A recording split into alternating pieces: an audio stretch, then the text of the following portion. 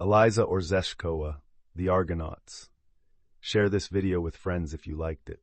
Chapter 11. For the first time surely in that city, separated from England by lands and seas, a certain number of people, very limited, it is true, might admire small, bachelors' apartments, fitted up with tapestry, sculpture, and stained glass, from the London factory of Morris, Faulkner, Marshall & Co. The drawing-room was not large, but there was in it absolutely nothing which had its origin elsewhere than in that factory founded by a famous poet and member of the pre-Raphaelite Brotherhood.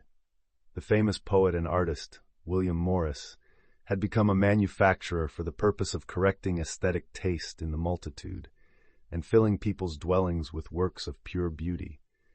The objects in this apartment were really beautiful. The tapestry on the walls represented a series of pictures taken from romances of knighthood and from marvelous legends: Tristan and Isolde on the deck of a ship, Fleur and Blanchefleur in a garden of roses, the monk Alberic in a Dominican habit, descending into hell. The tapestry on the furniture was full of winged heads and fantastic flowers. On all sides were seen great art in weaving and masterly borders, which recalled the margins of old prayer books. Dulled and dingy colors, producing the impression of things which had emerged from the mist of ages, and only glass window screens, framed in columns and pointed arches, were brilliant with the colors of rubies, sapphires, and emeralds. The window panes were stained with roses and with the figures of saints having pale profiles and wearing bright robes. On one of the tables was a bronze pulpit in the form of a Gothic chapel. In another place was a lamp support, which represented the triumph of death. Death was a woman with the wings of a bat. She was in a flowing robe, she had curved talons on her feet, and a scythe in her hand. This was a sculptured copy of Orcagna from the Campo Santo of Pisa. In the middle of the dining room, which was seen beyond an open door, stood a table in the style of the 18th century. Altogether simple was this table, and like those under which, instead of carpets, men, of that century, used to put a layer of hay.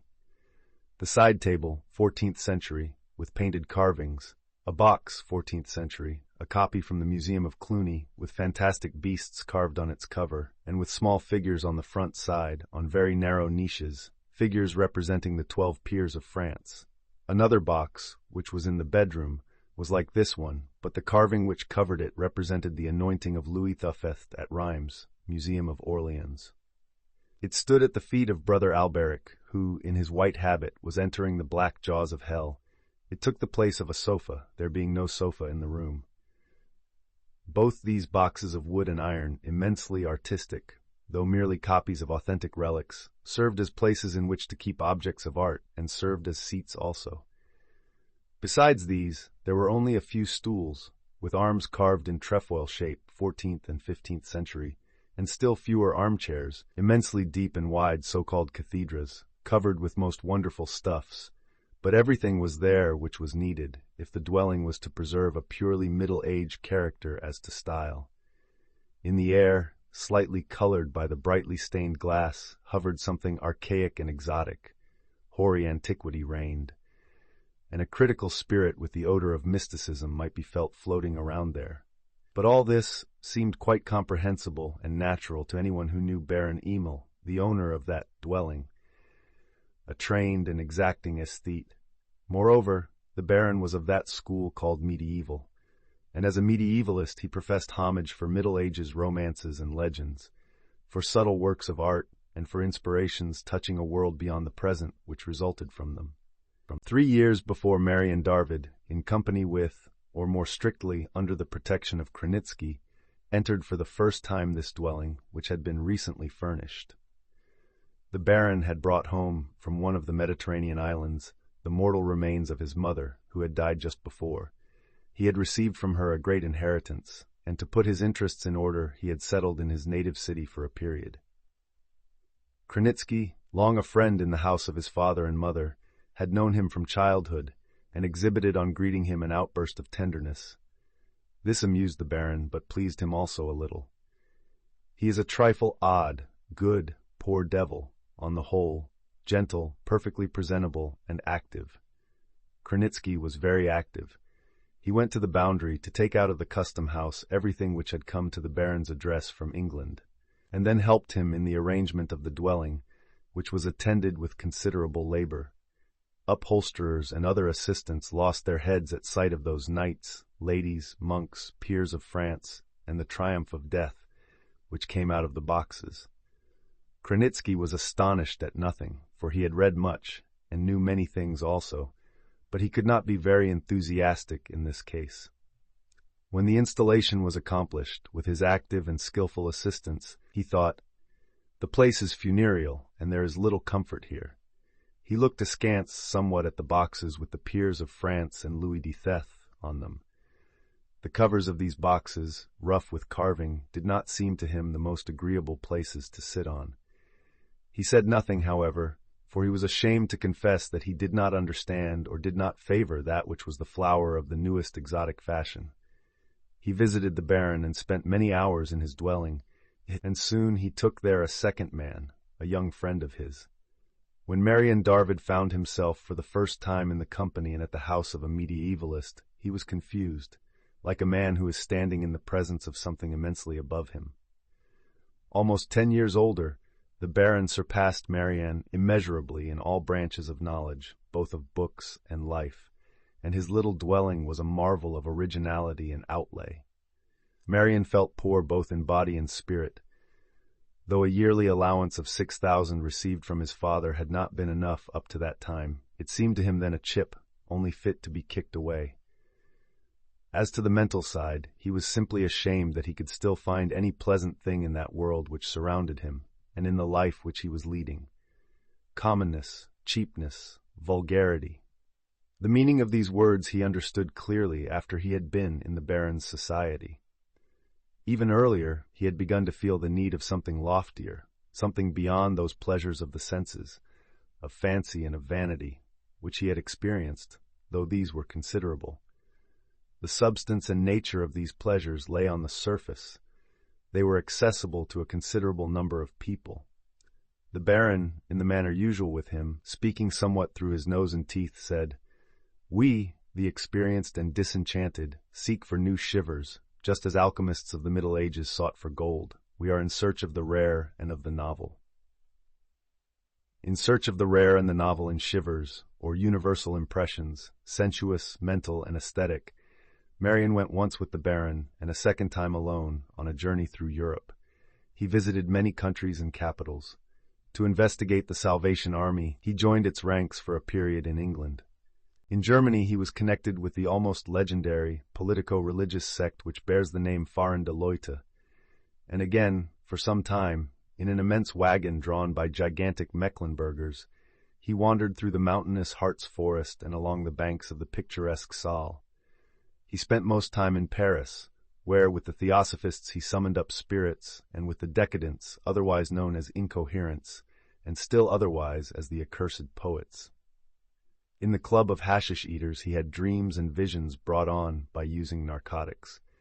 Besides, he saw many other rare and peculiar things, but he was ever hampered by slender financial means and the need of incurring great debts, and was irritated by the impossibility of finding anything which could satisfy him permanently, or at least for a long period.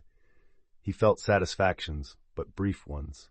Everything of which he had dreamed seemed less after he had attained it, more common, weaker than in his imagining. The brightness was dimmed, on the glitter there were defects, the warm inspirations which came from afar grew stiff when they were touched, stiffened, as oil does when floating on water. In the taste of things, sweetness and tartness became insipid and nauseous the moment they reached his palate. This was by no means a surfeit devoid of appetites, but, on the contrary, such an immense flood of appetites that the insurgent wave of them struck the region of the impossible with fury, because it could not rush over that barrier. This was also an inflammation of the fancy, which had risen from an active mind, and which early and numerous experiences had turned into a festering wound. Finally, it was also the placing of self on some imagined summit, standing apart and aloft, beyond and above all. I and the rabble. What is not I, and a handful like me, is the rabble. What is to be mine cannot be of the rabble. What is of the rabble must be not of mine. This pride was not of birth or money. It might be called nervous mental arrogance. Mental summits other than those of the rabble, and other requirements of the nerves. The highest bloom of human civilization, sickly but the highest, the crash but also the coronation of mankind. In all this there was a principle, one but indestructible, the respect of individuality, the preservation of it from all limitations and changes which might come from outside, a respect reaching the height of worship. Everything might be, according to time and place, a painted pot, but individuality, that is, the way in which a man's wishes, tastes, way of thinking were fashioned, was sacred, the only sacred thing. It was not permitted to give this into captivity to anyone or anything, or to submit it to criticisms or corrections. I am what I am, and I will remain myself. I will, and I am obliged to know how to will, something like the superhuman preached by Friedrich Nietzsche. The baron's dwelling was not only original and fabulously expensive, but it had in itself, besides, that which the Germans define by the word Stimmung. A number of young polyglots examined for a long time various languages of Europe to find a word which would answer best to the German Stimmung, till Marian first, possessing the greatest linguistic capacity, came on the Polish expression nastroj, tone of mind. Yes, they agreed, universally, that the baron's dwelling produced a tone of mind, an impression not of what was in it, but of something of which it was the mysterious expression or symbol. It produced an impression which had its cause beyond this world. To believe in something beyond this world does not mean to profess a religion, as that of Buddha, Zoroaster, or Christos. No, of course not. That would be well for early ages and infantile people. Old ones, too, run wild after fables, for the principle of the beautiful is in these fables, but they do not let fables lead them off by the nose. An impression from beyond the world is something entirely different. It is a shiver of delights which are unknown here, and only anticipated, coming from a world inaccessible to the senses. That such a world exists is shown by the enormous poverty of this one, and the mad monotony of those sources of pleasure which are contained in the world accessible to human senses. A poet is so far a poet, an aesthete so far an aesthete, as he is able, by intuition and unheard-of delicacy of nerves, to burst into the world above the senses and to experience the taste, or rather the odor, which goes before it. For it is an absolute condition that the feeling should be hazy, something in the nature of an odor, or better still, the echo of an odor. No key of a musical instrument is to be touched, no definite features are to be drawn, the tone of mind alone is to be produced. The baron's dwelling gave the tone of mind for another world. He and his associates believed in another world, beyond the earth and the grave, on the basis of the poverty and commonness of the world before the grave, that is, in despair of the case. For them it was not subject to doubt. That world, the slight odors of which flew to them in moments when they were in the tone of mind, was filled with perfect beauty, nothing but beauty. A beauty which in this world, even by itself alone, raises men above the level of the rabble. If this beauty did not exist, we should be justified in accepting Hartmann's theory of the collective suicide of mankind and in throwing a bloody spittle of contempt at life. A bloody spittle, as is known from Arthur Rimbaud's sonnets on consonants, stands before the eyes of everyone who pronounces the vowel I, just as the vowel A brings up the picture of black, shaggy flies which buzz around terribly fetid objects. Ah, no, my friend, no, no, that passes my power. In heaven's name, I beg you not to say another word. With this exclamation, Arthur Kranitsky, like a pike out of water, struggled in the immensely deep cathedra, and with his arms in the air kept calling out, "Terribly fetid objects! Bloody spittle! That is not poetry. It is not even decent. And those shaggy flies whirling around, that, no, I feel a nausea, which mounts to my throat. No, my friends, I will never agree that that is poetry." His voice broke, so wounded was he in his aesthetic conceptions. The young men laughed. That dear, honest Pan Kranitsky is an innocent. In spite of his 40 and some years clearly sounded, and his romantic experiences, his love for good eating and other nice things, the highest point of extravagance of all sorts for him were Boccaccio, Paul de Kock, Alfred Musset, simpletons or babies. Kranitsky, after his first impression, had a feeling of shame. Pardon, my dears, an innocent, not so much of an innocent as may seem to you. I am far from being an innocent. I understand everything and am able to experience everything. But do you see, there is a difference in tastes. Clearness, simplicity, harmony, these are what I like. But yours. Again he was carried away by aesthetic indignation, so throwing himself back in the chair, with outspread arms, he finished. Your making poetry of spittle and foul odor is, do you know what? It is sprinkling a cloaca with holy water. That is what it is. In the little drawing room between the screens of stained glass and that part of the wall on which a knight of the pound table was bowing to Isolde, stood a small organ, and before the organ at the midday hour sat Baron Emil playing one of the grandest fugues of Sebastian Bach. Small and fragile, in his morning dress of yellowish flannel, in stockings with colored stripes, and shoes of yellow leather with very sharp tips, he was resting his shoulder against the arm of the chair, carved in a trefoil, 14th century. He stretched his arms stiffly and rested his long bony fingers on various keys of the piano. His delicate, sallow features had an expression of great solemnity. His small blue eyes looked dreamily into space, and from the glass shade, brightened by the sunlight falling in through the window, purple and blue rays fell on his faded forehead and ruddy, closely cut hair. Besides the Baron who was playing, was present Kranitsky, who had come an hour before and heard from the servant that the Baron was sleeping yet. But that was not true, for a few minutes after Kranitsky heard farther back in the building an outburst of female laughter, to which the nasal voice of the Baron, who spoke rather long about something, gave answer. The guest smiled and whispered to the triumph of death, at which he was looking, Lily Kurth. Then he sank into the cathedra, so that in spite of his lofty stature he almost disappeared in it. Soon the Baron appeared at the door, and, accustomed to seeing Kranitsky at various times, he nodded to him with a brief bonjour and turned to the organ. Sitting at the organ he threw these words over his arm, "We expect Marianne at lunch." "But she?" inquired Kranitsky from the depth of the long and high arms of the cathedra. "She will finish her toilet and go." Then he played the Bach fugue. He played, and Kranitsky sank in the chair, listened, and grew sadder and sadder. During recent days he had grown evidently old. He had become thin, wrinkles had appeared on his forehead. His person had lost elasticity and self-confidence. Lai looked like a man who had received a heavy blow, but he was, as always, dressed carefully. The odor of perfumes was around him, and a colored handkerchief appeared in his coat pocket. In presence of the Baron's music he grew sad and then sadder. That music made the place more and more church-like. The figures of saints on the shade under the golden halos seemed to melt in profound adoration. The triumph of death spread its wings on the background of subdued colors in the chamber. In that atmosphere the organ and silence sang a majestic duet. Kranitsky began to feel the tone of mind mightily. His shoulders bent forward mechanically. He took out of his pocket the gold cigarette case and thought, while turning it in his fingers, "Everything passes. Everything is behind me, love and the rest. The grave swallows all things. The days fly like dust, fly into the past, into eternity. Eternity, the enigma."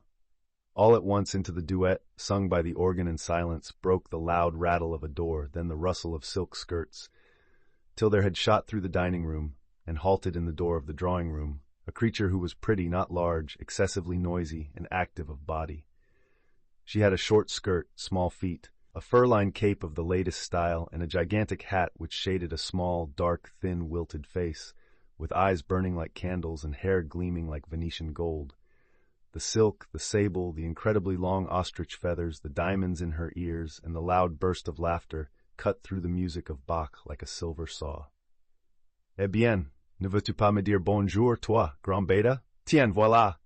Well, wilt thou not say good day to me, thou great beast? Here it is." With the expression "voilà" was heard a loud kiss, impressed on the cheek of the Baron. Then Lily Kurth, the gleaming of silk, diamonds, eyes, and hair, turned toward the door of the antechamber and saw Kranitsky. "Oh, te voilà aussi, vieux beau! Oh, here thou art too, old beau!" She sprang toward the cathedra and, wringing her hands, exclaimed, "What a funereal face!" And she spoke on, or rather babbled on in French. "Hast disappointments? That is bad. But one must not think of them. Do as I do. I have disappointments, but I mock at them. This is how I treat disappointments." She made a stop so elastic that her little foot flew into the air, and she touched Kranitsky's chin with the point of her shoe. That was a model indication of the method with which one should treat disappointments. "Now adieu to the company," cried she, and rattling her bracelets, she vanished. In the chamber there was silence again, in the midst of which Tristan gave a knightly bow to Isolde, and the monk Alberich let himself down into the jaws of hell. Triumph of death spread her bat wings, and the saints with their golden halos crossed their pale hands on their bright robes. The Baron was sitting before the organ with his head dropped to his breast. Kranitsky, buried in the cathedra, panted aloud for some seconds till he said, with a complaining voice, "It is abominable. I do not wish a cocotte to throw her foot on my neck when I am thinking of eternity. What confounded tastes you have! Immediately after leaving Lillikirch to play that divine Bach. Nonsense, mixture. I am not a monk, far from it, but such shaking up in one bottle of the profane and the sacred, no, that is vileness swaddled in art. Yes, I beg forgiveness once more, but in the Holy Scriptures something is said about a gold ring in a pig's nose. Voila!" The Baron smiled under his ruddy mustache and said after a while, "That is subtle and not to be understood by everyone. Bach after Lillikirch. That is the bite, that is the irony of things. Do you know Baudelaire's quatrain?" He stood up, and without declamation, even carelessly, through his nose and teeth, gave the quatrain. Quand chez le débauche, l'aube blanche et vermeille entre en société de l'idéal rongeur, par l'opération d'un mystère vengeur, dans la brute assoupie, un ange se réveille. With his hands in the pockets of his flannel sack, he paced through the room. Marion had translated that quatrain quite beautifully. Without interrupting his pacing, he repeated the translation. The bell rang in the antechamber. Marion entered the drawing-room. He was paler than usual and had dark lines under his eyes, which were very bright. Kranitsky rushed from the cathedra, and seizing the young man by both hands, looked into his face with tenderness. At last! I have not seen you for almost a fortnight. I have not left the house. I had a little hope that you would visit me." All right, answered Marion, and touching the hand of the Baron, he sat down on the box on which was the anointing of Louis XII. He rested his shoulders on the bare foot of Alberich and became motionless. Marion continued to be so motionless that not only the limbs of his body, but the features of his face seemed benumbed. Had it not been for his eyes, which were gleaming brightly, he might have been mistaken at a distance for a stuffed and elegantly dressed mannequin. Baron Emil and Kranitsky knew what this meant. According to Marion, that was a chill into which he fell, always after disappointment or disenchantment. He was possessed at such times by a lack of will, which made all movements, even those which were physical, unendurable and difficult. At the same time, he had such a contempt for all things on earth that it did not seem worth the while to him to move hand or lips for any cause. Some French writer has called such a condition of desiccation of the heart's interior. Marion found that definition quite appropriate. When he sat motionless, deaf and dumb, or walked like an automaton moved by springs, he felt exactly as if the interior of his heart were drying up. The Baron, too, passed through similar states with some differences, however, for feeling contempt instead of lack of will. He felt a red anger, or what the French call colère rouge. He was carried away then by the wish to shut his fist, heat and break. In fact, he did beat the servants sometimes, and break costly articles. He considered the desiccation of his friend's heart in its interior portions with respect, even with sympathy. He, with hands thrust into his yellowish flannel pockets, walked up and down in the chamber and hissed through his teeth, "We are all stunted. We are breaking down. Bah! It is time. The world is old. Children of an aged father born with internal cancer." Kranitsky, hearing this, thought, "Why should a man break down and get a cancer when he is young and rich?" But he did not oppose. He pitied Marion. He looked at him with an expression of eyes similar to that with which loving nurses look on sick or capricious children. At lunch, Marion's handsome face was sallow and motionless as a wax mask. As a wax mask, it stood out on the background of the high arms of the chair. He was as silent as a stone. He had no appetite. He ate only a little caviar, and then fell to swallowing an endless number of small cups of black coffee, which the Baron himself prepared, according to some special recipe, and poured out. The Baron himself drank goblet after goblet of wine, and as to the rest he yawned a great deal more than he ate. But Krenitsky's appetite was a success. After some weeks of Widow Clemen's meager kitchen, he ate eggs, cutlets, cheese, till his eyes were gleaming. According to his old acquaintances, gastronomy had always been his weak point, and women, but he drank little and did not play cards. In spite of hearty eating, he did not forget the duties of a welcome guest. He kept up conversation with the master of the house, who told him carelessly of a rare and beautiful picture found at some collector's. A genuine Overbeck. We were to examine it with Marion, but since Marion did not come, he turned to young Darvid. Why did you not come? There was no answer. The waxen mask, supported on the arm of the chair, remained motionless and gazed with gloomy eyes into space. Overbeck, began Krenitsky, and added, a pre-Raphaelite. Over Marion's fixed features ran a quiver caused by better thoughts. Without the least movement of features or posture, he grumbled, Nazarene. Krenitsky corrected himself hurriedly and with a shamed face. Yes, pardon, a Nazarene. But naturally a Nazarene pure blood, said the Baron, growing animated. The uninitiated confound Nazarenes with pre-Raphaelites quite erroneously.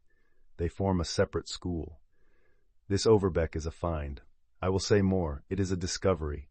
If it were dragged out of that den and taken abroad, one might do a splendid business with it. Warmed by a considerable quantity of wine, his complexion made somewhat rosy, the Baron fell to giving Krenitsky an idea which had circled long in his brain.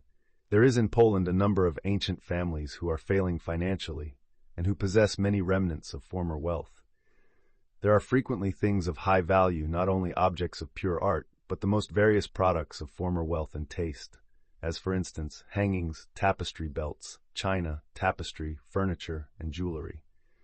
The owners, pushed to the wall by evil circumstances, would sell willingly, and for a trifle, articles which have great value now in both hemispheres. One must search for them, it is true, almost as the humanists once sought for Greek and Latin manuscripts. But whoever could find, purchase, and sell these would open a real mine of great profits.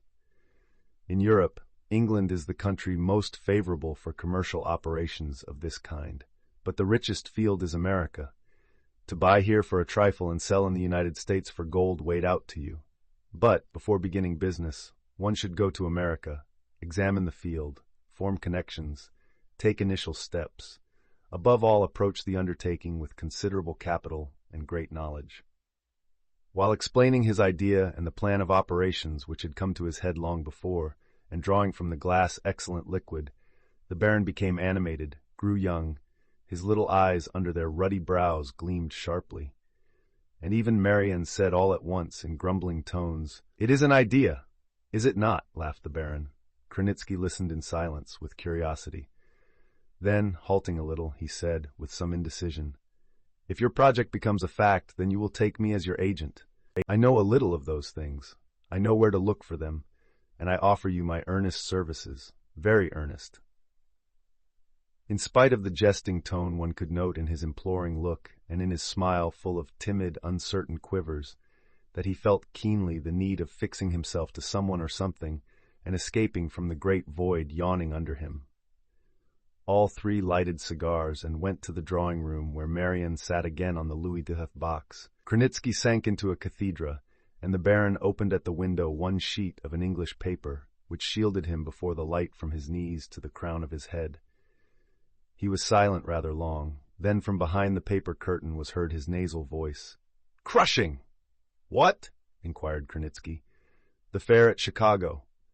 And he read aloud an account of the preparations for the colossal exhibition, which was to be in that American city. He accompanied the reading with judgments which contained comparisons. The old part of the world, the old civilizations, the old common methods and proceedings. Besides narrow spaces, familiar horizons, too familiar. But America was something not worn to rags yet. By a wonderful chance, the Baron had not been there, but when he thought of America, Rimbaud's verses occurred to him. He rose, and walking through the chamber, gave the following. Divine vibration of green seas, the peace of fields spotted with animals, silences traversed by worlds, by angels, and by millions, called Marianne from the foot of the white monk Alberic. He took his shoulders from the monk's robe and added, "Nowhere are there such colossal fortunes and such powerful means of getting them as on those fields spotted with animals." And all at once, as it were, the desiccating interior of his heart became animated. He rose and began to walk quickly through the chamber, past the slowly walking baron, and said, "It is an idea. One must dwell on it. I must go there or somewhere else, do something with myself. I am driven from this place by one of the greatest disappointments which I have ever known. I reached the bottom of disenchantments yesterday. That is why I did not come to look at the Overbeck. I was buried. My last painted pot burst. I was disappointed in a man for whom I had felt something like honor." He spoke English. The baron asked him in English also, "What has happened?" And Kronitsky, with a little worse accent in the same language, repeated the question a number of times. Marianne, continuing to walk through the chamber, narrated the conversation with his father and the ultimatum given him. The baron laughed noiselessly and inquired. Kronitsky gave out cries of indignation. Marianne, with a fiery face and feverish movement, added, "I had thought that man worthy of my admiration. Logical, consequent, unconquerable, formed of one piece, a magnificent monolith. No sentiments, no prejudices, permitting no one to disturb the development of his individuality. I understood that his method of rearing me and then pushing me to the highest spheres of life pointed to this, that I was to live for his honor. I was to be one of the columns of that temple which he had raised to his own glory. But just that absoluteness with which he used everything for his own purposes roused in me homage. The power of producing was in him equal to his power of egotism. So must it be with every individuality fashioned by nature, not on a model, but originally. I did not know him much, and desired a nearer acquaintance. I was certain that we should understand each other perfectly, that I should behold from nearby a magnificent monolith. Meanwhile it was stuck over with labels of various kinds of trash and covered with 100 stains of the past. He remembered the school of training in labor and time, laughed Kronitsky. Pest, hissed the baron. What a rheumatism of thought. Moral principles, added Kronitsky. He himself practices them beautifully. Let him give even half of his millions to that poverty which is ashamed to beg. Oh, he will not. He will not do that. By the help of moral principles, it is easy to put sacred burdens on other men's shoulders. That is it, added Marianne. On other men's shoulders you have hit the point, my old man. Yes, so many years he cared for nothing. He considered nothing. Now on a sudden he has thrown down the edifice which he himself built. I know not as to others, but as for me, I shall stick to my rights. I cannot permit myself to fall a victim to this sad accident, that my father is a mental rheumatic. He stopped, meditated a moment, then added, That is even more than rheumatism of thought. It is the exudation of a decaying past, filling the brain with the corruption of a corpse. Corruption of a corpse. Very apt, this expression, exclaimed the baron. Kronitsky made a wry face in the cathedra and muttered, No, no, what horror! I will never agree to that phrase. But no one heard this quiet protest. Now the baron in his turn, walking more and more quickly through the room, spoke on. Marianne remained sitting on the Louis XI box, while the baron walked and complained of the narrowness of relations and the low level of civilization in the city. This is the real fatherland of darned socks. Everything here has the mustiness of locked-up storehouses. There is a lack of room and ventilation. In England, William Morris, a great poet, establishes a factory for objects pertaining to art and makes millions. I beg you to show anything similar in this place. Darvid has made a colossal fortune only because he was not blind and did not hold on to his father's fence. Nationality and fatherland, each is a darned sock, one of those labels which men with party-colored clothes paste on a gate before which diggers are standing. One must escape from this position. One must know how to will. The baron said that as soon as he could bring certain plans of his to completion and regulate certain property interests, and even before regulating them, he would occupy himself with completing his new plan. He turned to Marianne. Will you be my partner? It would be difficult for me to get on without you. You have an excellent feeling for art. You are subtle. Why not? Answered Marianne. But one should go first of all and examine the field. One should go to America before the exhibition. Naturally, before the exhibition, so as to begin action before it is over. In the question of capital. I will sell my personal property, which has some value, and incur another debt, said Marion carelessly. The Baron halted. He thought a while. His faded face took on that expression of roguery which the French call polissonerie. Joyousness seized him. "We will shoot off," cried he, and he made a movement with his foot like that which a street sweeper makes to catch a bark shoe thrown up in the air. Marion rose, shook himself out of his lethargy, and said, almost with delight, "It is an idea. To America." Then from the abyss of the immensely deep and broad cathedra Krenitsky's voice was heard, orphan-like, timid. "But will you take me with you, my dears? When you shoot off, you will take me with you, will you not?" There was no answer. The Baron was sitting already before the organ, and had begun to play some grand church composition. In the dignified sound of that music, Tristan made a knightly bow to Isolde, and the triumph of death, with its dark outline, was reflected on the background of Alberic's white habit, while the saints painted with golden halos on the windows clasped their pale hands above their bright robes. Remember to subscribe.